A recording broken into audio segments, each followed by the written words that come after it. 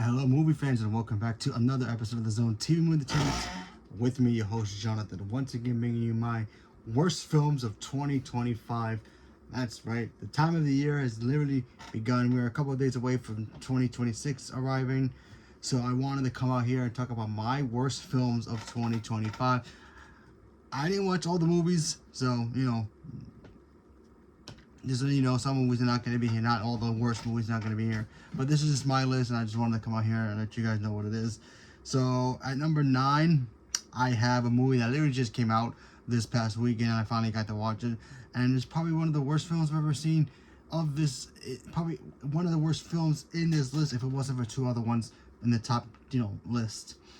So number 9 is Anaconda. I didn't like Anaconda. I thought Anaconda was not what I was expecting, because I thought it was going to be an action, comedy with a giant snake, and it was just them trying to do Tropic Thunder with an anaconda, and it was just the jokes weren't landing, and it wasn't funny. And I love Jack Black and Paul Rudd, but although their chemistry was great and the snake looked cool, it didn't hit for me. So there's that. At number 8, and I'm really shocked I put this on this list, but I had to, because I watched this movie twice in theaters, and I watched it one more time when it came out. I own the copy of it, obviously, for the collection.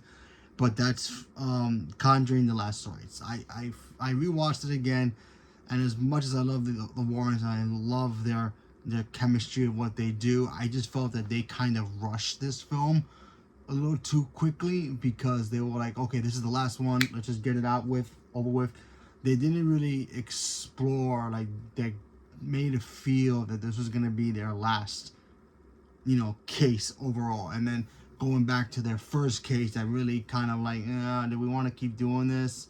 And, it kind of came and went kind of quickly, only for them to realize that, oh, wait, this was our first case. This reminds me of our first case, and why, all the stuff that was happening to this people's house, that they had to go back there. And it kind of, the Warrens don't even show up into the middle of the movie anyway. And the daughter gets involved, Judy. She was more of the focus of the film than the parents, obviously. But still, I really wish they would have maybe pushed this into 2026 instead of this year. But what can you do? Another movie that I didn't like, but I do like also, because I simply just hate this character in general, and that's Snow White. Yeah, I hate Snow White as a character. I always hated the character. I just don't think she's a great Disney princess, in my opinion. I've always hated the character. So when they made the live action movie, I'm like, maybe. And you know what? At least they made Snow White an actual character, and not super beyond stupid that she is in the cartoon, falling for some old lady giving her an apple. Who falls for that? But whatever. But at least Rachel Zegler could sing, and she has charm to the character. She gave charm to the character a little bit. But overall, the movie was just a slap copy and paste of the original movie anyway. The Doors were probably the best part of the movie, and Gal Gadot was fine as the evil queen. Kind of wish she got more to do. Her song was cool, but I'm not a big Snow White fan. I only watched the movie because of the Seven Doors, because they're the ones who steal the movie in a way. It's their movie. But yeah, so that's number 7. It's Snow White. At number 6, I have another Disney movie in here, which is gonna shock a lot of you, but to me, it just didn't hit right. It was fine, but I watch them like, nah, they missed a lot of beats in this movie, and that's Lilo and Stitch. I know. Wait, this movie made $1 billion. Yeah, because it's Lilo and Stitch, and it was gonna do that anyway, regardless of how good or bad the film was, or even if I liked it or didn't like it. It's just that there was something about this movie that was missing a piece, that I just feel like it didn't have the charm and the heart of what the cartoon was. They tried. If it had its own heart to the beat of the movie, but it just didn't feel like it came from the animated movie and translated to live action. So for me, didn't really work. Lilo was cute, and I loved her, and Stitch looked great. He was great too, but And the other two characters, they were great. They were just missing the main bad guy, and they were missing some beats from the anime. You know, obviously you don't have to do those things to make a great movie. It just, to me, it just like those key features that were missing from the animation to this was too important for them not to put in this movie, and I just didn't think it blended really well. So, you know, what can I do? But I had fun with the film. It just, you know, it just still didn't hit really well for me. It was cute for its own kind of. If that was the first time I ever seen Lilo and Stitch, I would have been like, yeah, cute movie. All right, cool.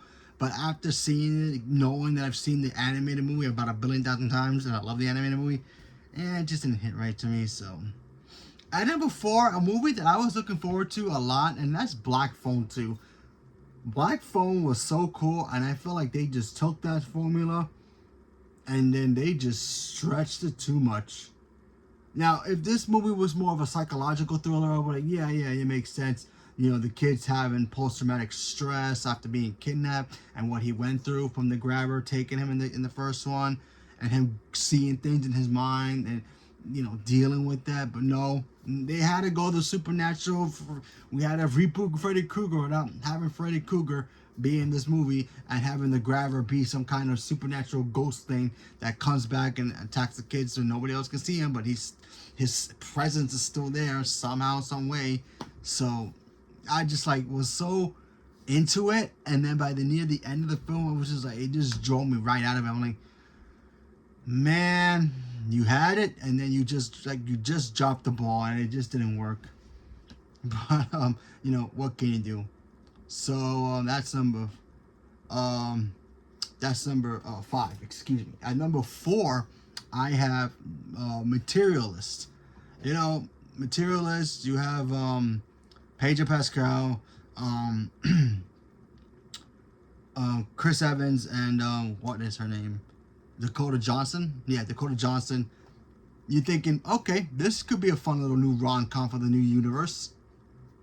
No, the typical same.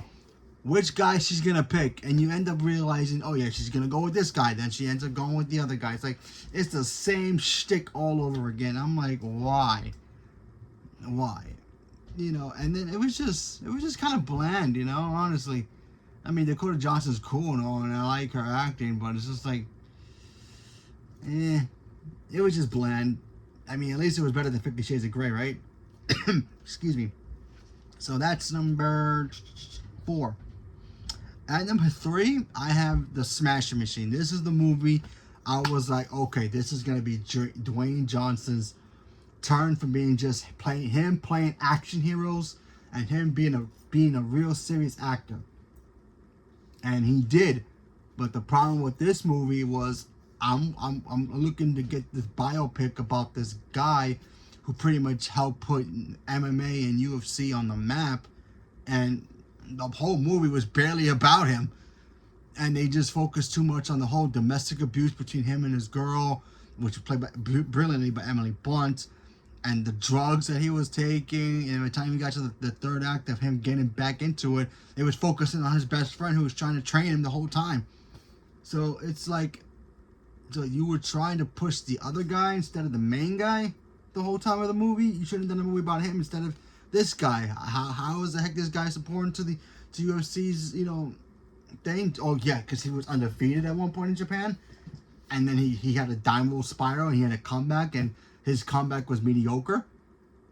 The way that the movie presented it to me, that it was kind of mediocre, because his best friend, spoiler alert, won the tournament that he got back into, and that's it. That's how it was. So I was just really disappointed in that. I just excuse me, very disappointed with it, and just like, damn, this could have been it. But although I do give it this, Dwayne Johnson acted the hell out of this movie, and his chemistry, Emily Blunt, was on point, and the other guy that they've kind of focused more on, he was great too. All three, the cast was great.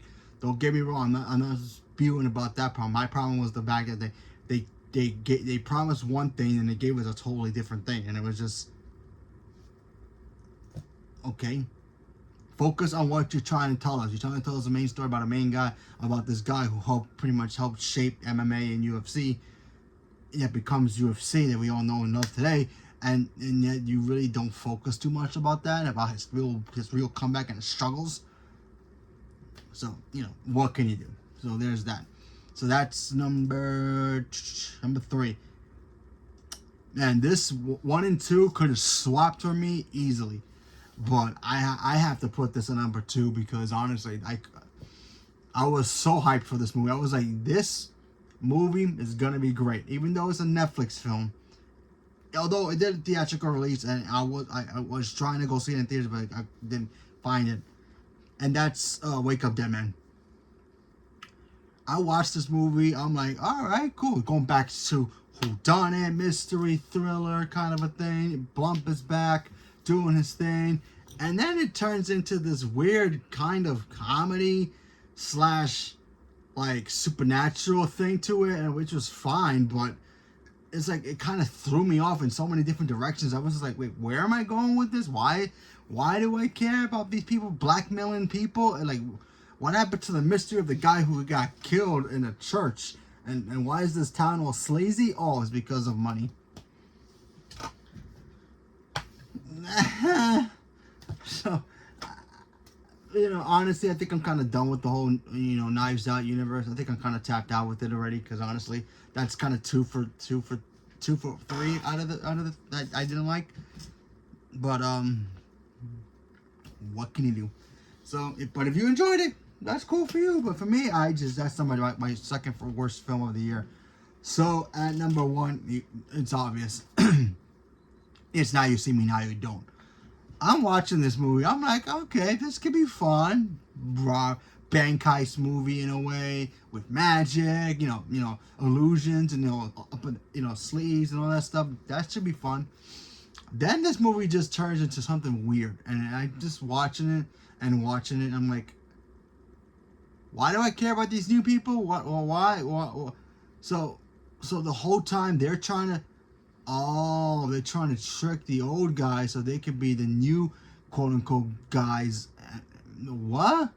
Yeah, the movie was just all over the place. Like really, like if Wake Up Dead Man confused me and about making me go in different directions, this movie just made a right turn instead of going left where it's supposed to, and it just went completely off the rails, hit the ditch, and kablooey. And really, that was the plot of the film.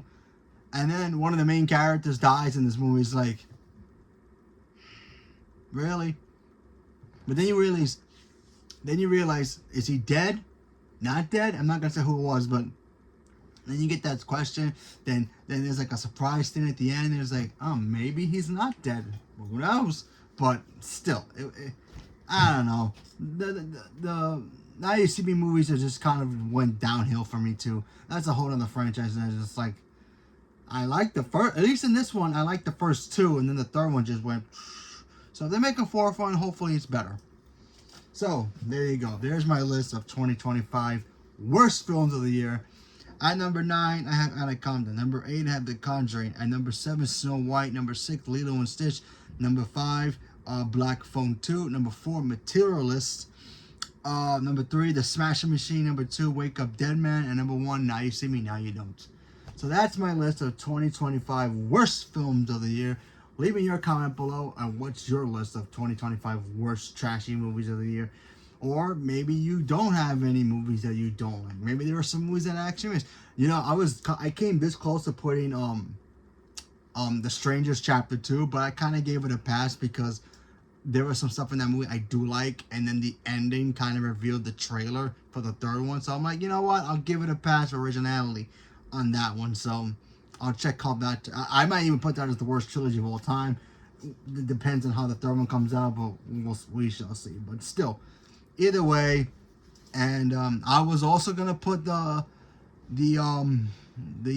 Jennifer Lopez movie, the spider thing that she did. That was actually kind of bad, but honestly, I decided to leave it out because I decided to be nice to her this year, just this one time.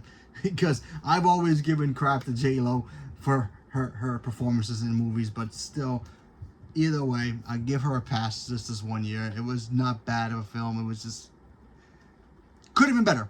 could have been better, but I'll leave that for that. But either way, leave a comment below. Let me know what you guys thought. Stay tuned for more. Thank you very much, and have a good night.